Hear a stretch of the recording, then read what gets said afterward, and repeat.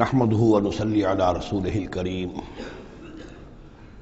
اما بعد فاعوذ بالله من الشیطان الرجیم بسم اللہ الرحمن الرحیم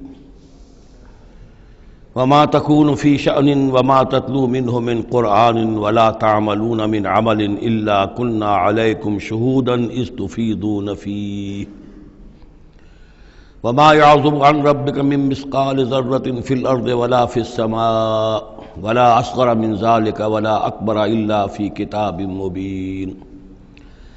ألا إن أولياء الله لا خوف عليهم ولا هم يحزنون الذين آمنوا وكانوا يتقون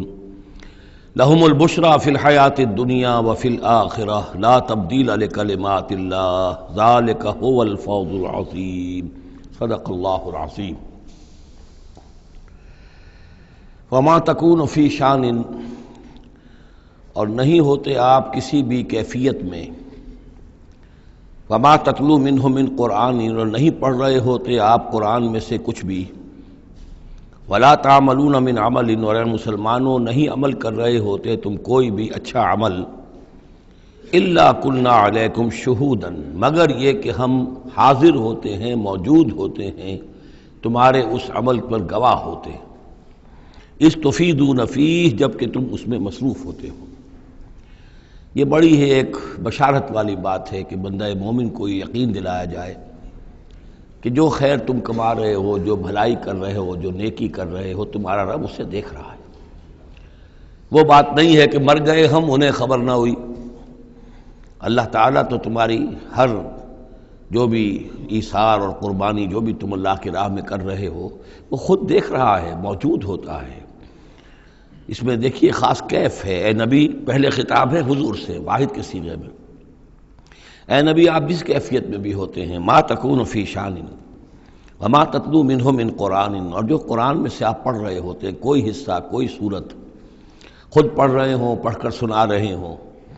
اور اب رخ بدلا ہے اہل ایمان کی طرف، مسلمانوں کی طرف۔ ولا تعملون من عمل اور اے مسلمانوں جو عمل بھی تم کرتے ہو من عمل کہ جو اچھا عمل ہو، نیک عمل ہو، الا کنا علیکم شہودا ہم تم پر تمہارے پاس موجود ہوتے ہیں، استفیدون فیہ جب کہ تم اس میں مصروف ہوتے ہو۔ وما یعزب عن ربک نہیں غائب ہوتا آپ کے رب سے من مثقال ذرۃ فی الارض زمین میں ایک ذرے کے برابر بھی کوئی شے، ولا فی السماء نہ آسمان میں، ولا اصغر من ذالک نہ ہی اس سے کم تر کوئی شے ہے، ولا اکبر نہ اس سے بڑی، الا فی کتاب مبین مگر یہ کہ وہ ایک روشن کتاب میں درج ہے۔ یہ روشن کتاب ہے اللہ تعالیٰ کا علم قدیم۔ الا ان اولیاء اللہ لا خوف علیہم ولا هم یحزنون آگاہ ہو جاؤ اللہ کے دوستوں پر نہ کوئی خوف ہے نہ وہ حزن سے دوچار ہوں گے۔ یہ اولیاء اللہ کون ہیں؟ یہ کوئی علیحدہ سپیشیز نہیں ہے، علیحدہ نوع نہیں ہے، انسانوں ہی میں سے صاحب ایمان جو ایمان حقیقی سے بہرہ مند ہوں، جن کے دلوں میں یقین پیدا ہو چکا ہو اور جو اللہ کے فضل و کرم سے مقام احسان پر فائز ہو چکے ہوں۔ ان تعبد اللہ کانک تراہ فإن لم تکن تراہ فإنہ یراک۔ اللہ ہے اللہ ولی الذین آمنوا یخرجہم من الظلمات الی النور، یہ ہم سورہ بقرہ میں پڑھ آئے ہیں آیت الکرسی کے فوراً بعد۔ اللہ ولی ہے اہل ایمان کا، انہیں نکالتا ہے اندھیروں سے روشنی کی جانب، اور اہل ایمان ولی ہیں اللہ کے۔ الا ان اولیاء اللہ لا خوف علیہم ولا هم یحزنون اللہ کے دوستوں پر، ساتھیوں پر۔ اب ظاہر بات ہے جو اللہ کا دوست ہوگا اس کے اندر اللہ کی غیرت ہوگی، وہ اللہ کے دین کو پامال دیکھ کر تڑپ اٹھے گا، اللہ کے شاعر کی بے حرمتی ہو رہی ہو وہ اس کو برداشت نہیں کر سکے گا، وہ تن من دھن لگا دے گا اللہ کے دین کو غالب کرنے کے لیے، وہ ہوگا اللہ کا ولی۔ یہ تو نہیں کہ صرف کوئی ایک لبادہ اوڑھ لیا ہو، ایک لباس جو ہے پہن لیا ہو اور صرف جو ہے خاص قسم کی شکل بنا لی ہو تو وہ اولیاء اللہ ہو جائیں گے۔ اولیاء اللہ تو وہ ہیں کہ جو واقعتاً اللہ کے ساتھ وہ تعلق رکھتے ہیں وفاداری کا، تو وہ ہیں اولیاء اللہ۔ اور یہ کون ہے اولیاء اللہ؟ اگلی آیت میں اس کی خود وضاحت کر دی، الذین آمنوا وکانوا یتقون۔ یہ کوئی نئی سپیشیز نہیں ہے، انسانوں میں کوئی علیحدہ قسم کے انسان نہیں ہے، وہی انسان کہ جو صاحب ایمان ہو اور تقوی کی روش اختیار کرے، اور وہ تقوی ہم پڑھ چکے ہیں اذا اتقوا وآمنوا وعملوا الصالحات ثم اتقوا وآمنوا ثم اتقوا واحسنوا واللہ یحب المحسنین، یہ سورہ مائدہ کے اندر آیت آ چکی ہے۔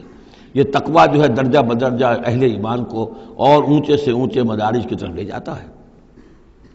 لہم البشریٰ فی الحیات الدنیا، ان کے لیے دنیا کی زندگی میں بھی بشارتیں ہیں۔ یہ بشارت کس اعتبار سے ہے؟ جو ہم سورہ توبہ میں پڑھ چکے ہیں کہ حل تربصون بنا الا احدی الحسنیین، ہمارے لیے تو دو اچھائیوں کے سوا کسی تیسری چیز کا تصور ہی نہیں۔ بشارت ہی بشارت ہے۔ کوئی تکلیف بھی آئی ہے تو ہمارے رب کی طرف سے آئی ہے۔ لن یصیبنا الا ما کتب اللہ لنا ہوا مولانا، اس پہ گھبرانے کی کیا بات ہے؟ دوست کی طرف سے اگر کوئی شے آئی ہے اور پھر یہ کہ ہمیں پتہ ہے کہ اس میں ہمارا خیر ہے، اسی میں بھلائی ہے۔ ایک چیز ناگوار تو ہے، بچے کو انجیکشن لگا ہے تو رو تو رہا ہے وہ، لیکن معلوم ہے کہ اس کے والدین کو تو معلوم ہے کہ یہ اس کے علاج کے لیے ہمیں ٹیکہ لگوا رہے ہیں۔ تو تکلیف بھی دنیا میں اللہ کی طرف سے آتی ہے، بندہ مومن سمجھتا ہے یہ میرے حق میں خیر ہے، بھلائی ہے، میرے لیے تو خیر ہی خیر ہے، شر کا سوال ہی نہیں۔ لہم البشریٰ فی الحیات الدنیا وفی الآخرہ، اور آخرت میں بھی لا تبدیل لکلمات اللہ، اللہ کی باتوں کو کوئی بدل نہیں کر سکتا۔ ذالک هو الفوز العظیم، یہی بہت بڑی کامیابی ہے۔ ولا یحزنک قولہم، اور اے نبی ان کی بات سے آپ رنجیدہ نہ ہوں۔ ان العزت للہ جمیعا، عزت کل کی کل اللہ کے اختیار میں ہے، اللہ کے ہاتھ میں ہے۔ هو السمیع العلیم، وہ سب کچھ سننے والا اور جاننے والا ہے۔ الا ان للہ من فی السماوات ومن فی الارض، آگاہ ہو جاؤ، اللہ ہی کی ملکیت ہے اور اللہ ہی کا ہے جو کچھ بھی ہے اور جو بھی ہے آسمانوں میں اور جو بھی ہے زمین میں۔ وما یتبع الذین یدعون من دون اللہ شرکاء، اور یہ لوگ جو اللہ کے سوا کسی اور کو پکار رہے ہیں وہ کوئی شرکاء نہیں ہے جنہیں وہ پکار رہے ہوں، اور نہیں ان کا اتباع کر رہے ہیں۔ یتبعون الا الظن، وہ تو ظن ہے، اٹکل پچو ہے، ان کے اپنے تصورات اور توہمات ہیں۔ ان یتبعون الا الظن وان هم الا یخرصون، وہ صرف ظن و تخمین اور اٹکل پچو کے پیچھے پڑے ہوئے ہیں۔ هو الذی جعل لکم اللیل لتسکنوا فیہ والنہار مبصرا، وہی ہے جس نے تمہارے لیے رات کو بنا دیا ہے تاکہ تم اس میں سکون پکڑو، آرام کرو، استراحت ہو، اطمینان اور سکون ہو۔ والنہار مبصرا، اور دن کو بنا دیا دکھلانے والا، روشن، تاکہ اس میں تم کام کرو، اپنی معاشی جدوجہد کرو۔ ان فی ذلک لآیات لقوم یسمعون، یقیناً اس میں آیات ہیں، نشانیاں ہیں ان لوگوں کے لیے جو حقیقتاً سنتے ہوں۔ قالوا اتخذ اللہ ولدا سبحانہ، انہوں نے کہا کہ اللہ نے اولاد اختیار کی ہے، وہ پاک ہے اس سے۔ هو الغنی، وہ بے نیاز ہے۔ یہ لفظ یہاں بہت اہم ہے، غنی، بے نیاز ہے، اس کا کیا تعلق ہے اولاد نہ ہونے سے؟ اصل میں انسان کو اولاد کی تمنا اس لیے ہوتی ہے کہ اسے یہ معلوم ہے کہ مجھے مرنا ہے، میں تو فانی ہوں، میری اولاد کے ذریعے سے میرا نام زندہ رہے گا۔ انسان کے اندر جو ایک خواہش ہے کہ میرا نام باقی رہے، میری یاد باقی رہے، تو اس کا تسلسل ہے جو اولاد کے ذریعے سے۔ اللہ تعالیٰ چونکہ فانی نہیں ہے، باقی ہے، اسے کسی اولاد کی احتیاج نہیں ہے، وہ ہمیشہ خود قائم رہنے والا ہے، اس لیے اس کی شان اس سے بہت بلند ہے کہ اسے اولاد کی حاجت ہو۔ هو الغنی، وہ تو اس سے غنی ہے، بے نیاز ہے۔ لہو ما فی السماوات و ما فی الارض، اسی کا ہے جو کچھ کہ ہے آسمانوں میں اور جو کچھ کہ ہے زمین میں۔ ان عندکم من سلطان بہذا، نہیں ہے تمہارے پاس کوئی سند، کوئی دلیل اس چیز کے لیے کہ تم نے اللہ کے لیے اولاد تراش لی ہے۔ اتقولون علی اللہ ما لا تعلمون، کیا تم اللہ کی طرف منسوب کر رہے وہ چیزیں جن کے لیے تمہارے پاس کوئی علم نہیں، کوئی دلیل نہیں، کوئی سند نہیں۔ قل ان الذین یفترون علی اللہ الکذب لا یفلحون، کہہ دیجئے وہ لوگ جو اللہ تعالیٰ کی طرف جھوٹ باتیں منسوب کرتے ہیں، افتراء کرتے ہیں، وہ کبھی فلاح نہیں پائیں گے۔ متاع فی الدنیا، دنیا میں ان کے لیے ساز و سامان ہے، رہنا بسنا ہے، اس کے لیے کچھ ضرورت ہم نے ان کو ضرورت کی چیزیں دے دی ہیں۔ ثم الینا مرجعہم، پھر ہماری طرف ان سب کا لوٹنا ہے۔ ثم نذیقہم العذاب الشدید بما کانوا یکفرون، اور پھر ہم انہیں مزہ چکھائیں گے بہت سخت عذاب کا اس کے کفر کی وجہ سے جو وہ کرتے رہے تھے۔ اب یہ صرف 2 رکوع سورہ مبارکہ میں آ رہے ہیں جو انباء الرسل کے ہیں، اور اس میں جیسا کہ میں نے عرض کیا حضرت نوح جو اولین ہے اور حضرت موسیٰ جو آخری ہے، ان دونوں کا تو صراحتاً ذکر ہے، بیچ میں صرف حوالہ دیا گیا ہے، کسی کا نام نہیں۔ حضرت نوح کا ذکر صرف آدھے رکوع پر ہے، حضرت موسیٰ کا قدر تفصیل کے ساتھ 1.5 رکوع ہے۔ اس کے برعکس ہو جائے گا اگلی صورت میں، سورہ ہود میں حضرت نوح علیہ السلام کے ذکر پر 2 رکوع ہیں طویل، اور حضرت موسیٰ کا صرف ایسے ہی تذکرہ ہے، صرف حوالے کے طور پر۔ وَاتْلُ عَلَيْهِمْ نَبَأَ نُوحٍ، اور ان کو ذرا سنائیے نوح کی خبر، اس قال لقومہ، جبکہ انہوں نے کہا اپنی قوم سے، یا قوم ان کان کبر علیکم مقامی، اے میری قوم کے لوگوں، اگر تم پر بہت بھاری گزر رہا ہے میرا کھڑا ہونا، و تذکیری بآیات اللہ، اور اللہ کے آیات سے تمہیں نصیحت کرنا، شاق گزر رہا ہے، مذاق اڑاتے ہو تم، مجھ پر آوازیں کستے ہو، تم پر بہت شاق گزر رہا ہے میرا یہ سارا عمل، فعلی اللہ توکل، تو میں نے تو اللہ پر توکل کیا ہے، فاجمعوا امرکم، تو اپنا سارے جو بھی ذرائع ہیں ان کو جمع کر لو، وشرکاکم، اور تمہارے سارے شریک جو ہیں انہیں بلا لو، ثم لا یکن امرکم علیکم غمۃ، پھر تم پر تمہارا معاملہ جو ہے کسی اشتباہ میں نہ رہ جائے، ثم مقضوا الی ولا تنظرون، پھر جو فیصلہ میرے بارے میں کرنا ہے کر گزرو اور مجھے کوئی مہلت مت دو۔ یہ جو انداز ہے چیلنج کا، اور یہ اس سے پتہ چلتا ہے کس درجے دل دکھ چکا تھا حضرت نوح علیہ السلام کا، استہزاء سے، تمسخر سے، مذاق سے، اللہ کا ایک بندہ ہے، 950 برس بیت چکے ہیں، کوئی سن کر نہیں دے رہا ہے، تو اس وقت جو آخری بات، اچھا اب جو کچھ تم کر سکتے ہو، میرا کوئی بگاڑ سکتے ہو بگاڑ لو، اپنی ساری قوت جمع کر لو، جیسا کہ اس سے پہلے آ چکا ہے، اور بھی انبیاء نے اس طرح کی بات کہی۔ پھر بالآخر فَإِن تَوَلَّيْتُمْ، اور پھر اگر تم یہ نہ کرو، اگر تم اس کھلے مقابلے میں بھی نہ آؤ، اور اس میں اس بات کا خیال موجود ہے، یعنی اس بات کا امکان موجود ہے کہ ان کے دل میں چور ہو کہ ہم اس کے خلاف کوئی اقدام کریں، اسے قتل کر دیں، نوح کے خلاف کوئی اور ہم ایسا اقدام کریں تو پتہ نہیں کوئی مصیبت ہم پر نہ آ جائے، لہذا یہ سارا جو انداز تھا حضرت نوح علیہ السلام کا، اس کے باوجود پھر وہ فرما رہے ہیں وَإِن تَوَلَّيْتُمْ، اگر تم نہیں کچھ کرتے، فَمَا سَأَلْتُكُم مِّنْ أَجْرٍ، تو پھر ذرا غور کرو، میں نے جو بھی تمہاری خدمت کی ہے آج تک، تمہیں جو دین کی طرف بلایا ہے، دعوت دی ہے، میں نے کبھی تم سے کوئی اجر مانگا ہے؟ میں نے تم سے کوئی اجرت تو طلب نہیں کی، تم سے کوئی شاباش تک نہیں مانگی، میں نے تم سے کوئی مدد نہیں مانگی، تم سے کوئی اجرت نہیں مانگی۔ ان اجری الا علی اللہ، میرا اجر تو اللہ کے ذمے ہے، وامرت ان اکون من المسلمین، اور مجھے حکم ہوا ہے کہ میں اس کے فرما بردار بندوں میں سے رہوں۔ فکذبوہ، تو انہوں نے پھر بھی جھٹلا دیا اس کو، فنجیناہ،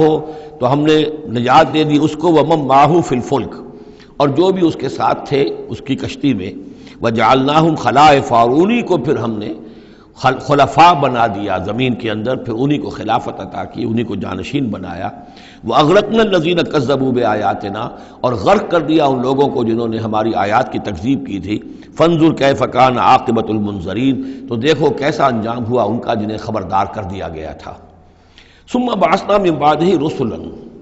پھر ہم نے بھیجا ان کے بعد بہت سے رسولوں کو، الی قومہم، اپنی اپنی قوموں کی طرف، فجاءوہم بالبینات، تو وہ سب کے سب آئے ان کے پاس روشن دلیلیں لے کر، فما کانوا لیؤمنوا بما کذبوا بہ من قبل، لیکن وہ جس چیز کے انکار پر اڑ چکے تھے وہ ساری روشن دلیلیں دیکھنے کے باوجود بھی اس کو ماننے والے نہ بنے۔ کذالک نطبع علی قلوب المعتدین، اسی طرح ہم مہر کر دیا کرتے ہیں حد سے تجاوز کرنے والوں کے دلوں پر۔ ثم بعثنا من بعدہم موسیٰ و ہارون، اب یہ دیکھیے وہ جو ایک لنک جو ہے جو میں نے آپ کو بتایا تھا، ایک چین ہے، حضرت نوح، حضرت ہود، حضرت صالح، حضرت لوط، حضرت شعیب اور حضرت موسیٰ، یہ 6 کا ذکر قرآن مجید میں بار بار آتا ہے۔ یہاں پر حضرت نوح کا اور حضرت موسیٰ کا، درمیان میں صرف ثم بعثنا من بعدہم رسلا، اور بھی رسول آئے، ان کا یہاں صراحتاً تذکرہ نہیں ہے۔ پھر ہم نے بھیجا ان کے بعد موسیٰ اور ہارون کو، الی فرعون و ملئہ، فرعون اور اس کے سرداروں کی جانب، بے آیاتنا، اپنی نشانیوں کے ساتھ، فاستکبروا وکانوا قوما مجرمین،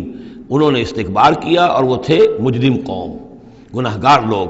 فلما جاءهم الحق من عندنا، تو جب ان کے پاس ہمارے پاس سے ان تک ہمارے پاس سے حق پہنچا، قالوا ان ھذا لسحر مبین، تو انہوں نے کہا یہ تو کھلا جادو ہے۔ قال موسیٰ تقولون للحق لما جاءکم، موسیٰ نے کہا ان سے کہ کیا تم حق کے لیے کہہ رہے ہو، یہ حق ہے جو تم پر آیا ہے اور جو تم تک پہنچا ہے، اسحر ھذا، کیا یہ جادو ہے؟ ولا یفلح الساحرون، اور ساحر تو کبھی فلاح نہیں پایا کرتے۔ قالوا اجئتنا لتلفتنا عما وجدنا علیہ آباءنا، انہوں نے کہا موسیٰ کیا تم ہمارے پاس آئے ہو کہ تم ہمیں پھیر دو ان چیزوں سے، ان طریقوں سے، ان رسوم سے، ان ریتوں سے، ان رواجوں سے کہ جس پر ہم نے پایا اپنے آباء و اجداد کو، وَتَكُونَ لَكُمُ الْكِبْرِيَاءُ فِي الْأَرْضِ، اور تم دونوں کے لیے ہی حکومت ہو جائے اور بلندی ہو جائے اور بڑائی ہو جائے زمین کے اندر۔ دونوں سے مراد حضرت موسیٰ اور حضرت ہارون علیہ السلام۔ وَمَا نَحْنُ لَكُمَا بِمُؤْمِنِينَ، اور ہم ہرگز تم دونوں کی بات ماننے والے نہیں ہیں۔ وقال فرعون ائتونی بکل ساحر علیم، اور فرعون نے کہا لے آؤ میرے پاس تمام جو ماہر اور جادوگر ہیں ان کو جمع کر لو۔ فلما جاء السحرۃ قال لهم موسیٰ القوا ما انتم ملقون، تو جب وہ جادوگر آ گئے تو موسیٰ نے ان سے فرمایا کہ ڈالو جو تم ڈالنے والے ہو۔ فلما القوا، جب انہوں نے ڈالا، قال موسیٰ ما جئتم به السحر، موسیٰ نے فرمایا یہ جو تم لائے ہو، جو تم نے پیدا کیا، یہ جادو ہے۔ ان اللہ سیبطلہ، ان قریب اللہ تعالیٰ اس کا باطل ہونا ثابت کر دے گا، اسے نسیہ منسیہ کر دے گا، ہبا منصورہ کر دے گا۔ ان اللہ لا یصلح عمل المفسدین، یقیناً اللہ تعالیٰ مفسدوں کے عمل کو راہیاب نہیں کرتا، کامیاب نہیں کرتا۔ وَيُحِقُّ اللَّهُ الْحَقَّ بِكَلِمَاتِهِ، اور اللہ تعالیٰ تو حق کو حق ثابت کرتا ہے اپنے کلمات سے، وَلَوْ كَرِهَ الْمُجْرِمُونَ، خواہ یہ مجرموں کو کتنا ہی ناگوار ہو۔ فما آمن لموسیٰ الا ذریۃ من قومہ علی خوف من فرعون وملئہم ان یفتنہم، تو نہیں ایمان لائے موسیٰ پر مگر ان کے نوجوان اس کی قوم میں سے، کچھ نوجوان اس کی قوم میں سے، کچھ لڑکے، علی خوف من فرعون،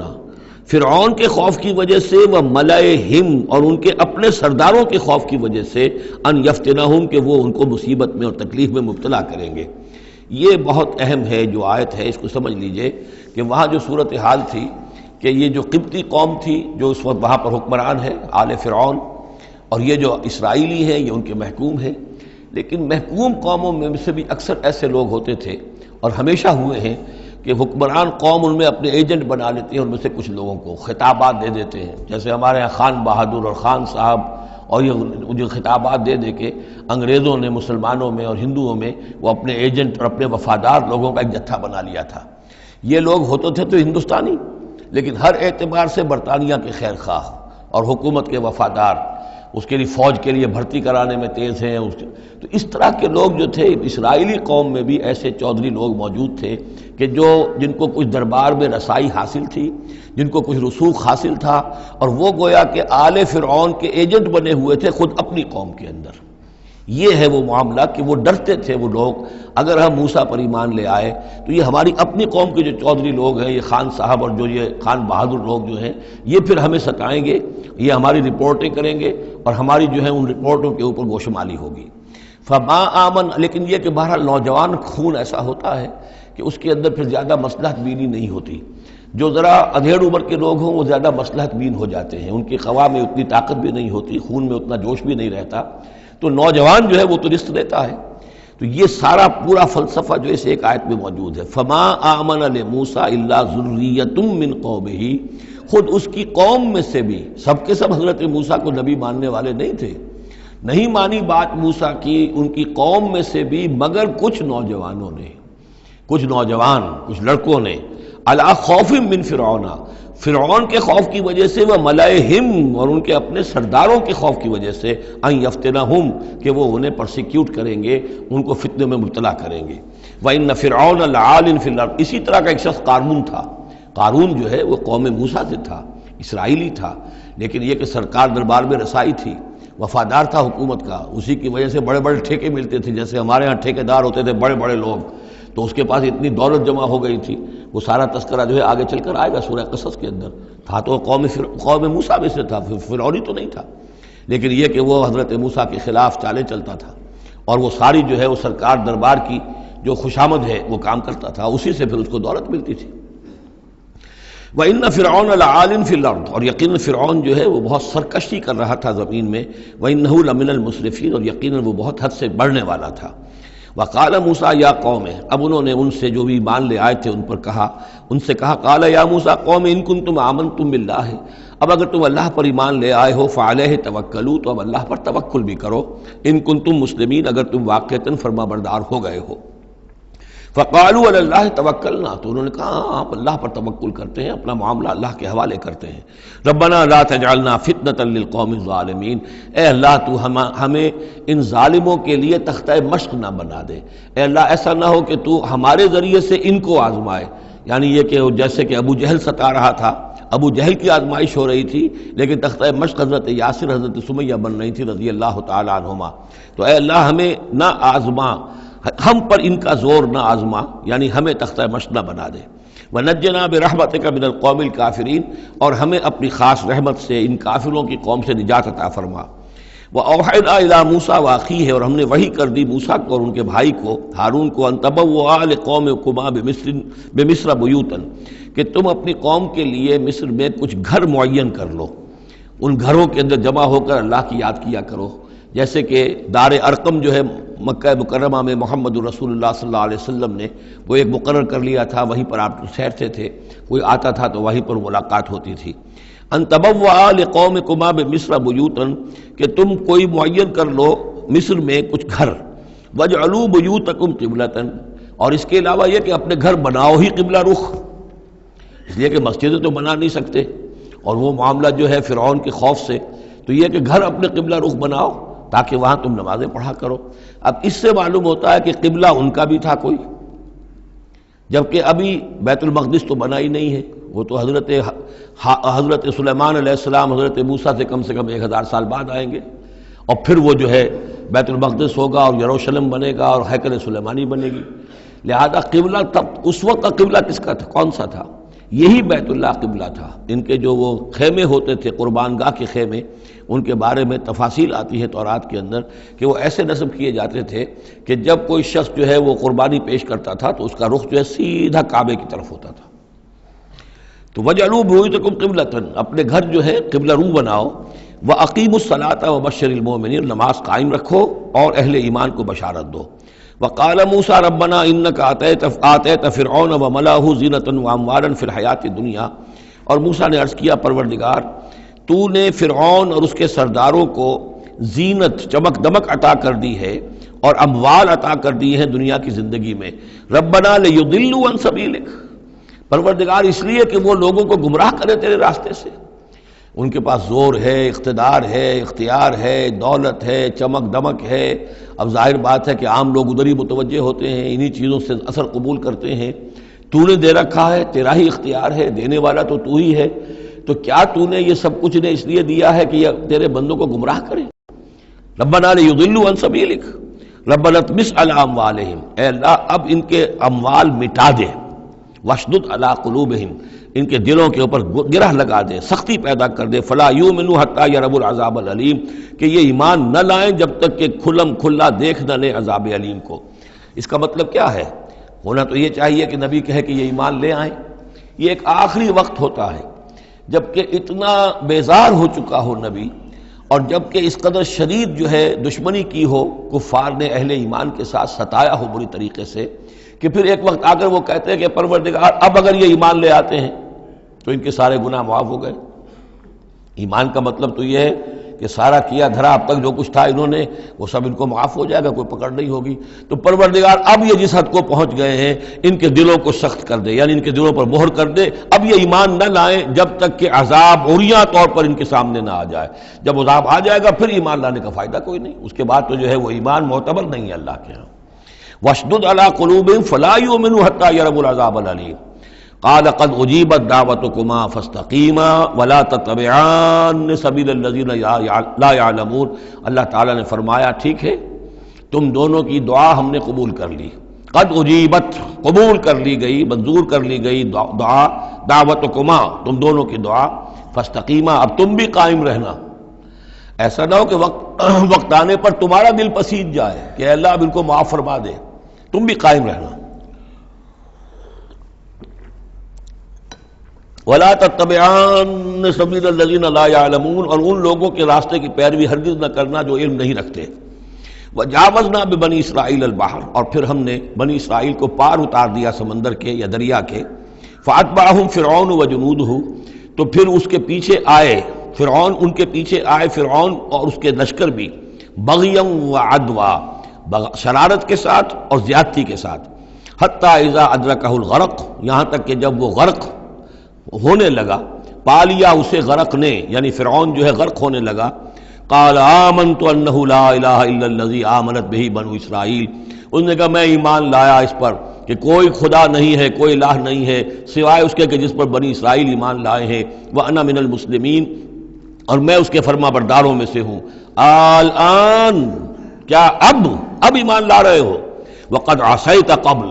حالانکہ اس سے پہلے تم نافرمانی کرتا رہا، وَكُنْتَ مِنَ الْمُفْسِدِينَ، اور تو نہایت فساد کرنے والوں میں سے تھا۔ فَالْيَوْمَ نُنَجِّيكَ بِبَدَنِكَ، تو اب آج ہم تمہارے بدن کو نجات دے دیں گے، یہ گلے سڑے گا نہیں، محفوظ رہے گا۔ لِتَكُونَ لِمَنْ خَلْفَكَ آیَةً، تاکہ تو اپنے بعد والوں کے لیے ایک نشانی بنا رہے۔ اس کی فرعون کی لاش جو ہے مل گئی تھی، صرف یہ کہ ناک پر سے کہیں سے کسی مچھلی نے کچھ کاٹا تھا، وہ صرف باقی ہے کہ پوری فرعون کی وہ لاش جو ہے محفوظ ہے۔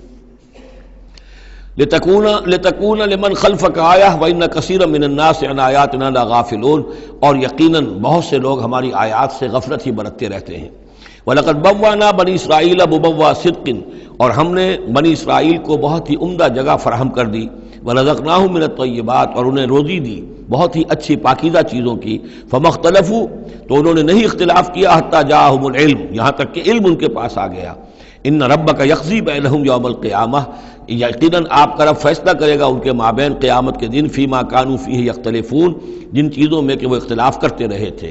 فإن كنت فی شک مما انزلنا الیک،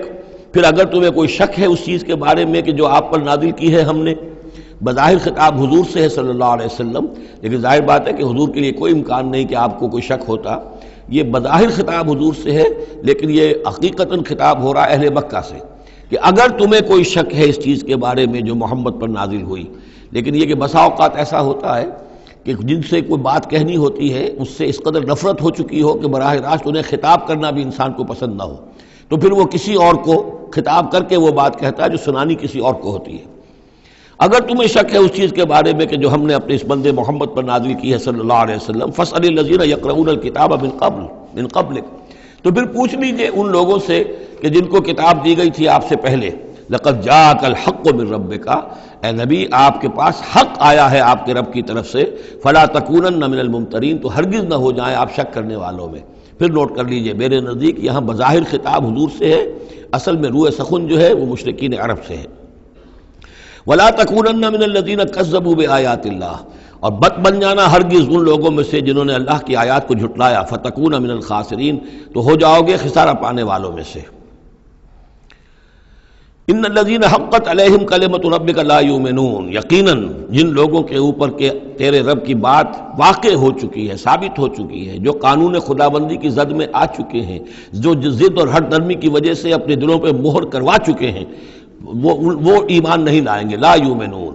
ولو جاءتہم کل آیۃ، چاہے کتنی ہی آیتیں آ جائیں، کتنی ہی نشانیاں آ جائیں، حتی یروا العذاب العلیم، وہ ایمان نہیں لائیں گے جب تک کہ اپنی آنکھوں سے عذاب علیم کو دیکھ نہ لیں۔ جیسے کہ فرعون کا معاملہ ہوا کہ جب غرق ہونے لگا تب ایمان لایا۔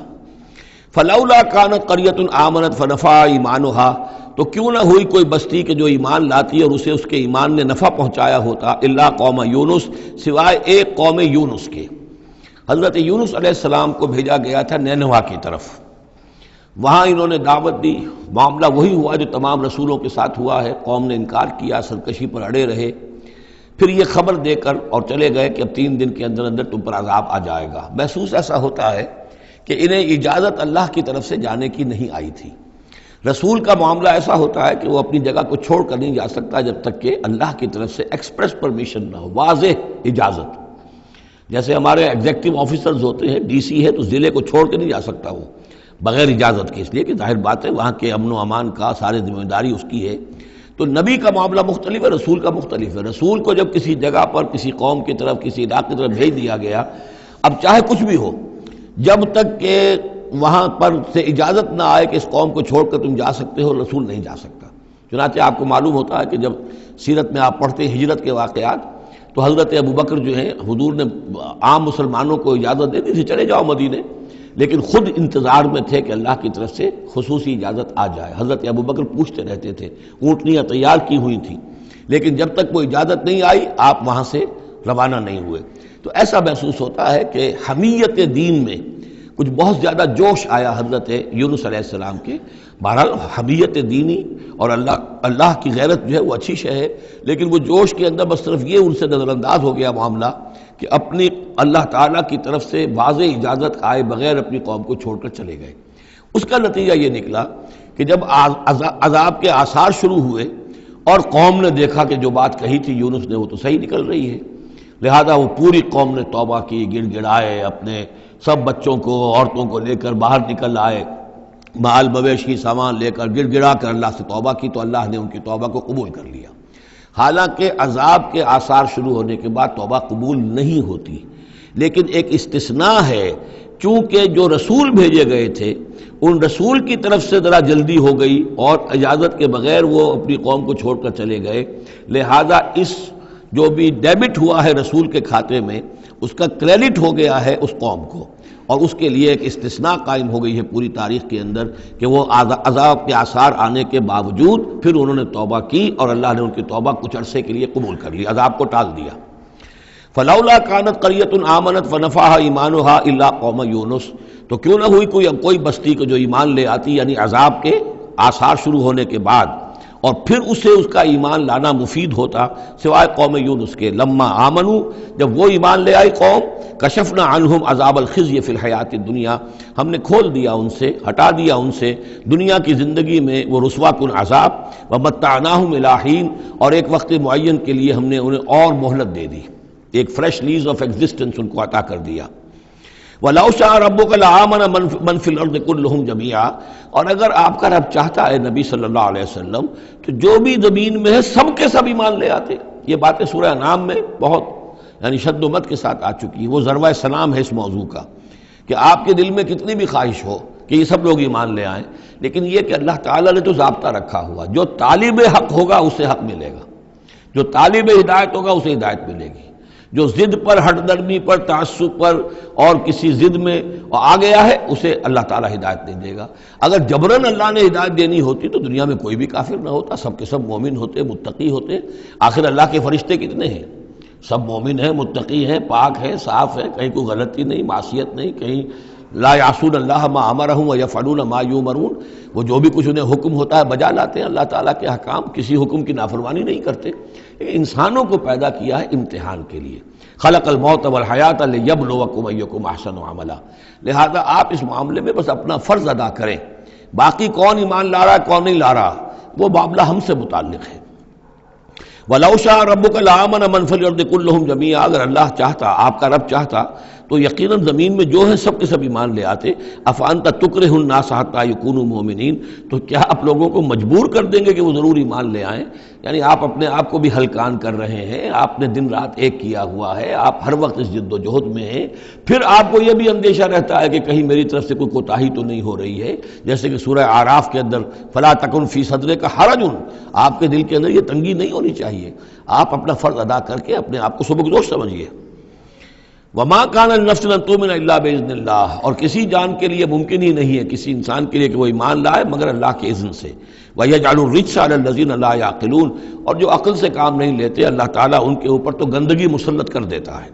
قُلِ انظُرُوا مَاذَا فِي السَّمَاوَاتِ وَالْأَرْضِ، کہیے ان سے کہ دیکھو جو آسمانوں اور زمین میں ہے اللہ تعالیٰ کی آیات ہیں، آسمان میں بھی ہیں زمین میں بھی ہیں۔ وَمَا تُغْنِي الْآيَاتُ وَالنُّذُرُ عَنْ قَوْمٍ لَا يُؤْمِنُونَ، لیکن یہ ساری آیات کام نہیں آتی، اور یہ ساری انذار اور ڈر سنانا اور جو بھی دعوت و تبلیغ ہے وہ ان لوگوں کے لیے جو ایمان نہیں لانا چاہتے مفید نہیں ہے۔ فَهَلْ يَنْتَظِرُونَ إِلَّا مِثْلَ أَيَّامِ الَّذِينَ خَلَوْا مِنْ قَبْلُ، یہ لفظ ایام آگے ایام اللہ، تو کیا یہ منتظر ہیں اسی طرح کے دنوں کے جیسے کہ دن اس سے پہلے آئے ہیں؟ قُلْ فَانْتَظِرُوا، وہ دن جو آیا تھا قوم نوح پر، اور وہ دن جو آیا قوم ہود پر اور قوم صالح پر، فَهَلْ يَنْتَظِرُونَ إِلَّا مِثْلَ أَيَّامِ الَّذِينَ خَلَوْا مِنْ قَبْلِهِمْ، تو کیا یہ اسی طرح کے دنوں کا انتظار کر رہے ہیں، اسی طرح کا دن ان پر بھی آ جائے جیسا کہ ان پر آیا تھا جو ان سے پہلے تھے۔ قُلْ فَانْتَظِرُوا إِنِّي مَعَكُم مِّنَ الْمُنتَظِرِينَ، تو کہہ دیجئے کہ اچھا انتظار کرو، میں بھی تمہارے ساتھ انتظار کر رہا ہوں۔ ثُمَّ نُنَجِّي رُسُلَنَا وَالَّذِينَ آمَنُوا، پھر ہم نجات دیتے رہے ہیں اپنے رسولوں کو اور اہل ایمان کو۔ كَذَلِكَ حقاً علینا ننجی المومنین، بالکل اسی طرح ہمارے اوپر حق ہے، واجب ہے کہ ہم اہل ایمان کو نجات دیں۔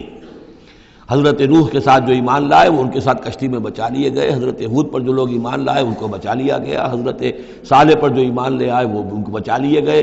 اور عمورہ اور صدوم کی بستیوں میں سے کوئی ایک بھی نہیں نکلا ایسا خوشبخت کہ جو وہاں سے اپنی نجات کا سامان حاصل کرتا، سوائے حضرت لوط اپنی دونوں بیٹیوں کو لے کر نکلے ہیں، ایک متنفس بھی نہیں تھا وہاں، ان کی اپنی بیوی بھی پیچھے رہ گئی ہے۔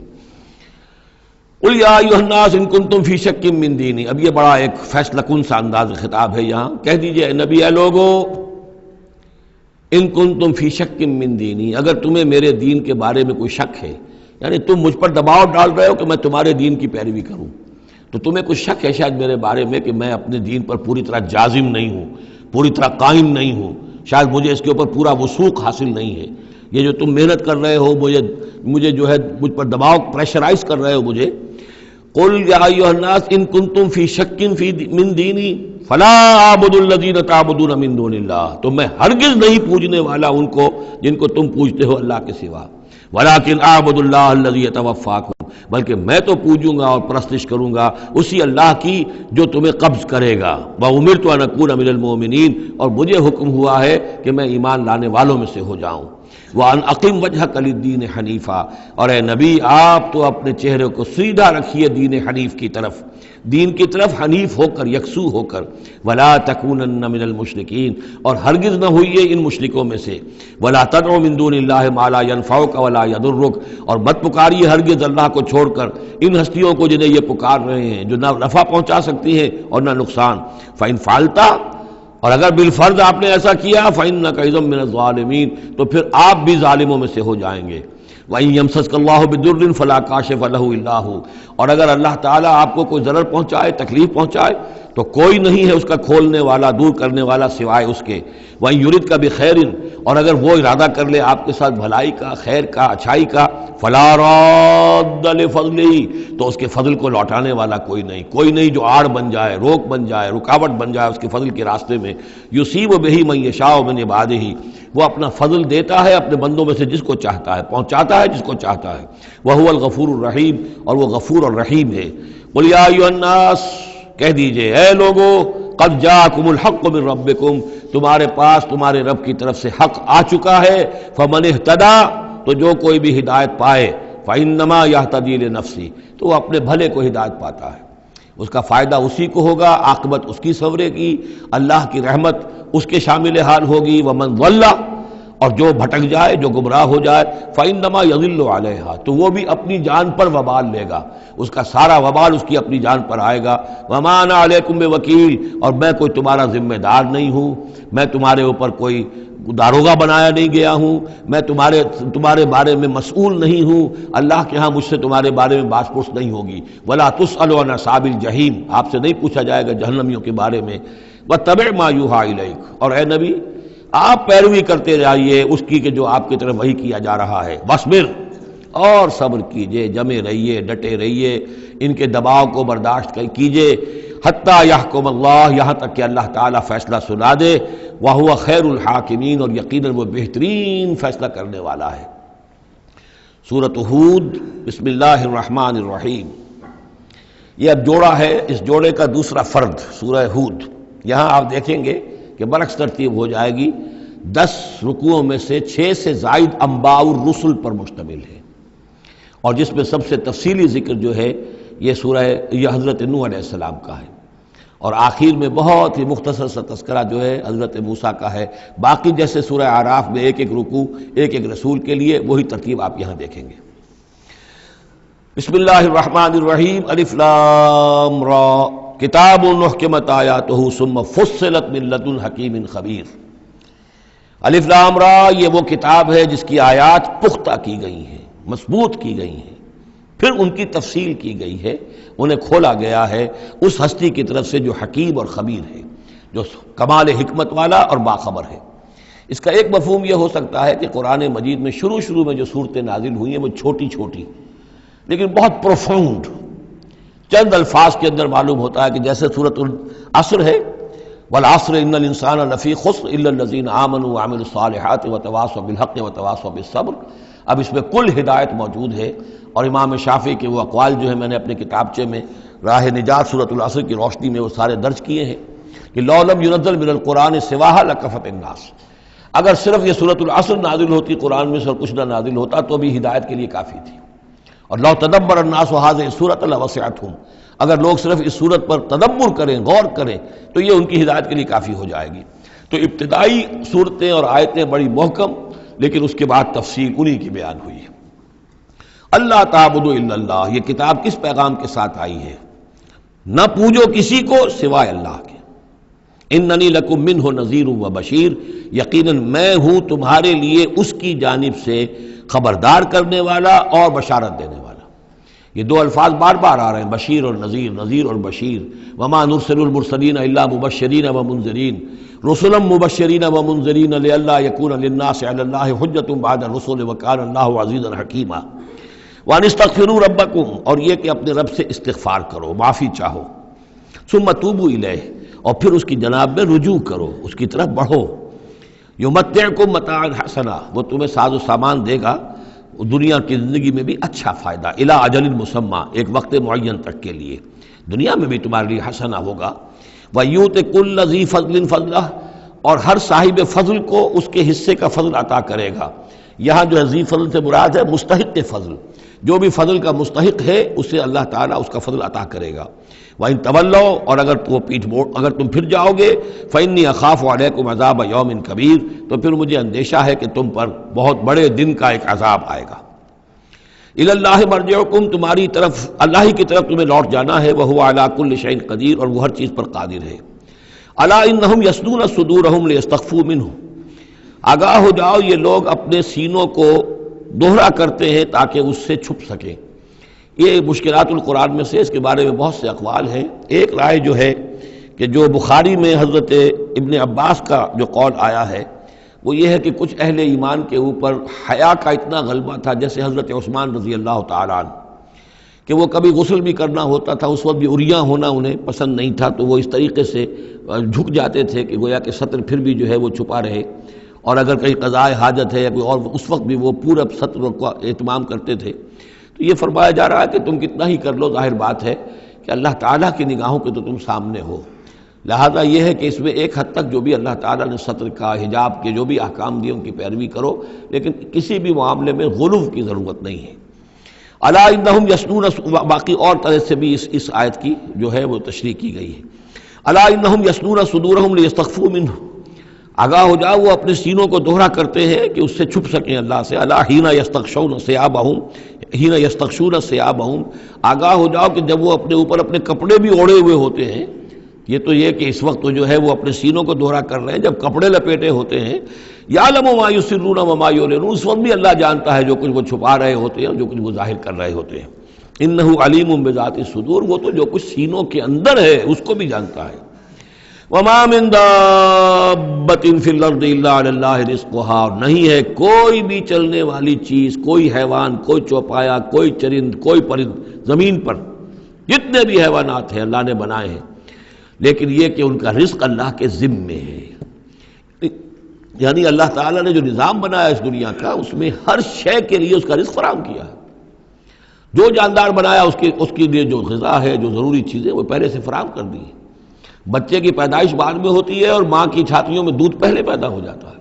تو اللہ تعالیٰ کی طرف سے یہ نظام جو ہے ایسا ہے۔ یہ دوسری بات ہے کہ لوگوں نے تقسیم دولت کا نظام غلط کر دیا، تو کچھ لوگ بھوکے رہ گئے، کچھ ننگے ہو گئے، کچھ نے دولت سمیٹ کر جو ہے اپنے کھتے بھر لیے، انبار لگا لیے۔ یہ انسانوں کا معاملہ ہے، یہ انہوں نے غلط کام کیا ہے، ورنہ اللہ تعالیٰ نے تو تمام جو بھی جتنی بھی مخلوقات ہیں ان کے لیے کافی اور وافی رزق جو ہے وہ پیدا کیا ہے۔ وما من دابۃ فی الارض الا علی اللہ رزقها ویعلم مستقرها ومستودعها، اور وہ جانتا ہے اس کے مستقل قیام کی جگہ کو بھی اور جہاں وہ عارضی طور پر سونپا جاتا ہے۔ یہ مستقر اور مستودع پر گفتگو ہو چکی ہے تفصیل کے ساتھ، 3 اقوال اس کے بارے میں بیان کر چکا ہوں سورہ انعام کے ضمن میں۔ کل فی کتاب مبین، اور یہ سب کچھ ایک کھلی روشن کتاب کے اندر موجود ہے، وہی کتاب جو علم الہی کی کتاب ہے۔ وَهُوَ الَّذِي خَلَقَ السَّمَاوَاتِ وَالْأَرْضَ فِي سِتَّةِ أَيَّامٍ، اور وہی ہے کہ جس نے پیدا کیا آسمانوں اور زمین کو 6 دنوں میں۔ وَكَانَ عَرْشُهُ عَلَى الْمَاءِ، اور اس کا تخت تھا پانی پر۔ لِيَبْلُوَكُمْ أَيُّكُمْ أَحْسَنُ عَمَلًا، تاکہ تمہیں آزمائے کہ کون ہے تم میں سے اچھے عمل کرنے والا۔ یعنی یہ تخلیق جو ہے اور انسانی زندگی کا جو یہ حصہ جو اس دنیا میں گزرتا ہے، اس کا جو اصل مقصد ہے وہ ہے امتحان۔ قلزم ہستی سے تو ابھرا ہے مانند حباب، اس زیاں خانے میں تیرا امتحان ہے زندگی۔ باقی یہ کہ کان عرشہ علی الماء، اس کا تخت پانی پر تھا، اس کے معنی کیا ہیں؟ میرے نزدیک اب بھی یہ آیات متشابہات میں سے ہے، لیکن ایک انداز ایسا ہے کہ جس سے محسوس ہوتا ہے کہ شاید وہ اس کی طرف اشارہ کیا جا رہا ہو کہ یہ دنیا جب بنی ہے، یہ زمین جب ٹھنڈی ہونے لگی ہے تو ٹھنڈی ہو کر اس کے بخارات نکلے ہیں، اور وہ اس کے گرد جو فضا بنی ہے ایٹماسفیئر، اس کے اندر یہ گیسز گئی ہیں، ان گیسز کے اندر جو ہے ہائیڈروجن اور آکسیجن کے ذریعے سے پھر پانی پیدا ہوا ہے، اور طویل عرصے تک بارشیں ہوتی رہیں، طویل عرصے تک، لاکھوں سال یہ کہتے ہیں کہ بارش ہوئی ہے۔ اور چونکہ جب زمین سکڑی ہے تو کہیں سے وہ اونچی ہو گئی، کہیں سے نیچی ہو گئی، سکڑتی ہے کوئی شے تو اس کے اندر نشیب و فراز پیدا ہو جاتے ہیں، تو بارش جب برسی ہے تو پھر یہ کہ سمندر وجود میں آئے ہیں۔ ابھی کوئی اور مخلوقات نہیں تھی، صرف یہ کہ اس زمین کے اوپر یا یہ کہ وہ پہاڑ تھے اور یا پانی تھا، بلکہ یہ کہ اکثر و بیشتر پانی ہی پانی تھا۔ پھر یہ کہ پانی اور جہاں پر مٹی پیدا ہوئی اور دلدلی علاقے بنے، اور دلدلی علاقوں کے اندر پھر وہ کچھ حیات جو ہے اس کی شکلیں پیدا ہوئی، چاہے وہ نباتاتی حیات تھی اور چاہے وہ حیواناتی حیات تھی۔ تو وہ جو ایک دور ہے جب کہ ابھی مخلوقات، اس زمینی مخلوقات کے اندر ابھی کوئی شے نہیں آئی تھی، کوئی حیوانات نہیں، کوئی سمندر کے کوئی جانور نہیں، کوئی زمین کے اوپر خشکی کے جانور نہیں، تو اس وقت جو ہے گویا کہ اللہ تعالیٰ کا جو تخت حکومت ہے اس زمین کی حد تک وہ پانی کے اوپر تھا۔ واللہ اعلم۔ وَلَئِن قُلْتَ، اور اگر آپ کہیں گے انکم مبعوثون کہ تمہیں اٹھا لیا جائے گا من بعد الموت، موت کے بعد، لَيَقُولَنَّ، تو کہیں گے وہ لوگ الذین کفروا جنہوں نے کفر کیا، ان ھذا الا سحر مبین، نہیں یہ تو کھلا جادو ہے۔ وَإِنْ أَخَّرْنَا عَنْهُمُ الْعَذَابَ إِلَىٰ أُمَّةٍ مَّعْدُودَةٍ، اور اگر ہم مؤخر کیے رکھیں ان سے اپنے عذاب کو ایک خاص مدت تک کے لیے، معین مدت تک کے لیے، لَيَقُولُنَّ مَا يَحْبِسُهُ، تو وہ کہتے ہیں کس چیز نے روک رکھا ہے، وہ جہاز کہاں نظر انداز ہو کے آتا کیوں نہیں؟ محمد بہت سال ہو گئے تمہیں کہتے ہوئے جہاز آئے گا اور وہ عذاب آئے گا، وہ کہاں ہے؟ ما یحبسو، کس سے نے اس کو روکا ہے؟ الا یوم یاتیہم لیس مصروفا عنہم، آگاہ ہو جاؤ جس دن وہ ان پر آئے گا پھر وہ ان کی طرف سے پھیرا نہیں جا سکے گا۔ وحاق بہم ما کانوا بہ یستہزئون، اور ان کو گھیرے میں لے لیں گی وہ تمام چیزیں جن کا یہ استہزاء اور تمسخر کیا کرتے تھے۔ وَلَئِنْ أَذَقْنَا الْإِنسَانَ مِنَّا رَحْمَةً، اور اگر ہم مزہ چکھاتے ہیں انسان کو اپنی طرف سے رحمت کا، کوئی خوشی آئی ہے، کوئی دولت ملی ہے، کوئی اور مسرت کی بات ہوئی ہے، ثُمَّ نَزَعْنَا مِنْهُ، پھر جب ہم اس سے وہ چھین لیتے ہیں، لے لیتے ہیں، سلب کر لیتے ہیں، إِنَّهُ لَيَئُوسٌ كَفُورٌ، تو وہ ہو جاتا بالکل مایوس، نہایت ناشکرہ، بھول جاتا ہے کبھی اللہ کی نعمت بھی تھی، کبھی اللہ کی نگاہ کرم بھی مجھ پر تھی، ٹھیک ہے آج مجھ پر سختی آ گئی ہے تو سختی نرمی آتی رہتی ہے، اللہ تعالیٰ کی طرف سے ہے، اگر نرمی بھی تھی تو اللہ کی طرف سے، اور سختی بھی آئی ہے تو اللہ کی طرف سے، اس پر شکر چاہیے تھا، اس پر صبر چاہیے، لیکن نہیں، انسان جو ہے لیئوس کفور، انتہائی مایوس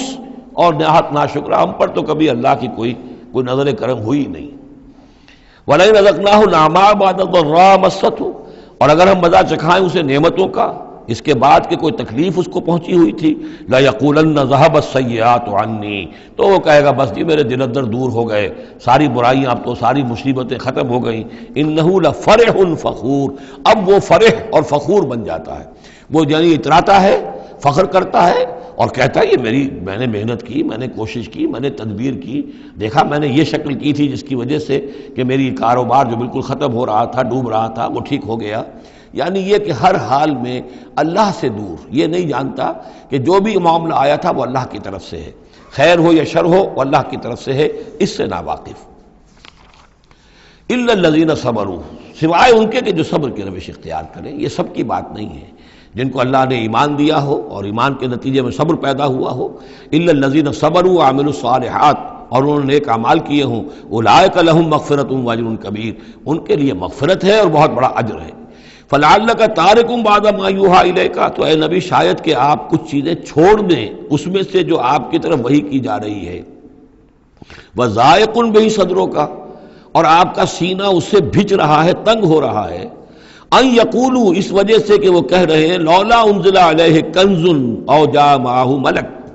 کہ وہ یہ کہہ رہے ہیں کہ کیوں نہیں ان کے اوپر اتار دیا گیا کوئی خزانہ، یا کیوں نہیں آیا ان کے پاس کوئی فرشتہ،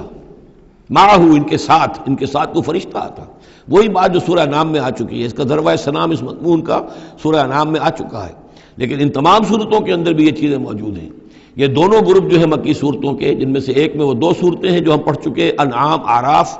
اور دوسرا جو یہ ہے جو 14 صورتوں پر مشتمل ہے جس کی دوسری صورت ہم پڑھ رہے ہیں، ان سب کا تعلق جو ہے یوں سمجھیے، ایک استثناء ہے وہ میں بعد میں بتا دوں گا، یہ قیام مکہ کے آخری 4 سالوں کی صورتیں ہیں۔ یعنی حضور کا قیام مکہ مکرمہ میں وحی کے آغاز کے بعد 12 سال، اس کو 4 حصوں میں تقسیم کر لیجئے۔ پہلے 4 سال میں جو صورتیں نازل ہوئی ہیں وہ قرآن مجید کے آخری 2 گروپوں میں ہیں، سورہ قاف سے لے کے آخر تک۔ درمیانی 4 سال جو تھے ان کے درمیان جو ہے وہ درمیانی 2 گروپوں میں ہیں، اور یہ جو ہے شروع کے 2 گروپ جو ہیں ان کے اندر وہ صورتیں ہیں کہ جو آخری دور میں نازل ہوئی ہیں، آخری 4 سالوں میں، اور ان میں یہ مضمون کثرت سے ملے گا۔ فَلَعَلَّكَ تَارِكٌ بَعْضَ مَا يُوحَىٰ إِلَيْكَ، تو شاید نبی آپ ترک کر دیں گے بعض چیزیں جو آپ کی طرف وحی کی گئی ہیں، وَضَائِقٌ بِهِ صَدْرُكَ، اور آپ کا سینہ جو ہے اس پر بھچ رہا ہے۔ أَن يَقُولُوا، کہ وہ یہ کہہ رہے ہیں لَوْلَا أُنزِلَ عَلَيْهِ كَنزٌ، کیوں نہیں اتار دیا گیا ان پر کوئی خزانہ، أَوْ جَاءَ مَعَهُ مَلَكٌ، یا ان کے پاس آ گیا ہوتا کوئی فرشتہ۔ انما انت نذیر، دیکھیے پھر آپ سمجھ لیجئے آپ کا فرض منصبی یہ ہے کہ آپ صرف ایک خبردار کرنے والے ہیں، واللہ علی کل شیء وکیل، باقی ہر چیز کا ذمہ دار اللہ ہے۔ کب عذاب بھیجنا ہے، کب نہیں بھیجنا، کوئی معجزہ دکھانا ہے یا نہیں دکھانا، کس کو ایمان کی توفیق دینی ہے کس کو نہیں دینی ہے، یہ سارے معاملات اللہ کے ہاتھ میں ہیں۔ ام یقولون افتراہ، کیا ان کا کہنا یہ ہے کہ یہ قرآن جو ہے محمد نے خود گھڑ لیا ہے؟ قل فاتوا بعشر سور مثلہ مفتریات، اب یہ ہے وہ چیلنج جو دوسرے نمبر پر دیا گیا۔ پہلا چیلنج تھا کہ تم پورے قرآن جیسی کوئی کتاب بنا کر لاؤ، وہ آگے چل کر آئے گا سورہ بنی اسرائیل میں اور دوسری صورتوں میں۔ اس سے نیچے اتر کر اچھا 10 صورتیں بنا کے لے آؤ، اس سے نیچے پر سبیل تنزل 1 صورت، اس 1 صورت کی بات سورہ یونس میں بھی آ چکی ہے اور سورہ بقرہ میں بھی، یہاں وہ 10 والا معاملہ ہے۔ قل فاتوا بعشر سور مثلہ مفتریات، تو ان سے کہیے کہ اچھا اگر ایسا ہی یہ قرآن گھڑا جا سکتا ہے اور انسان کی قوت اور قدرت میں ہے کہ ایسی کتاب تصنیف کر لے، تو تم 10 صورتیں تم بھی اس کی تصنیف کر کے لے آؤ۔ وَادْعُوا مَنِ اسْتَطَعْتُم مِّن دُونِ اللَّهِ إِن كُنتُمْ صَادِقِينَ، اور جن کو بھی تم بلا سکو اللہ کے سوا بلا لو مدد کے لیے اگر تم سچے ہو۔ فَإِن لَّمْ يَسْتَجِيبُوا لَكُمْ، پھر اگر وہ تمہارے مددگار جو ہے تمہاری اس دعا کو قبول نہ کریں، نہ پورا کریں، یا یہ کہ اے مسلمانوں اگر تمہارا یہ چیلنج جو ہے یہ کفار قبول نہ کریں، فَاعْلَمُوا أَنَّمَا أُنزِلَ بِعِلْمِ اللَّهِ، تو جان لو تمہیں یقین قابل ہونا چاہیے کہ یہ اللہ تعالیٰ ہی کے علم سے نازل ہوا ہے، وَلَا إِلَٰهَ إِلَّا هُوَ، اور اللہ کے سوا کوئی معبود نہیں، فَهَلْ أَنْتُمْ مُسْلِمُونَ، تو اب اللہ کا حکم مانتے ہو یا نہیں، فرما برداری کرتے ہو کہ نہیں۔ یہ کفار ہی سے خطاب ہے کہ اگر تمہارے وہ جو معبود ہیں تم ان کو پکارو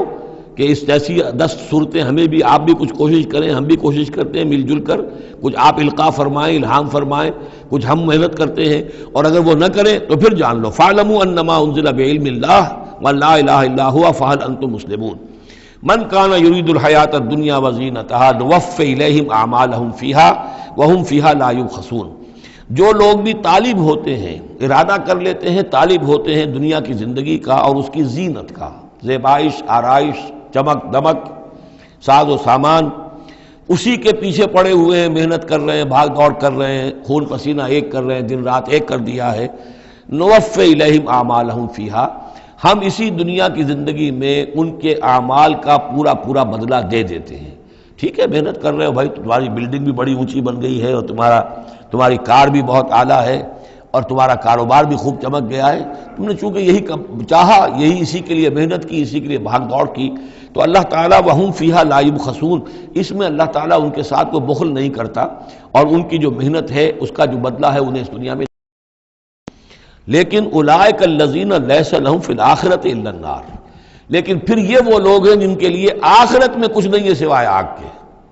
ساری محنت بھاگ دوڑ دھوپ یہاں کے لیے تھی، یہاں ہم نے تمہیں دے دیا۔ اولئک الذین لیس لہم فی الآخرۃ الا النار وحبط ما صنعوا فیہا،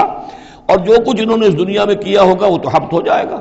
وباطل ما کانوا یعملون، اور جو کوئی جھوٹی سچی نیکی کی ہوگی اپنے دل کو دھوکہ دینے کے لیے وہ بھی بے بنیاد تھی، اس کی کوئی حیثیت نہیں تھی۔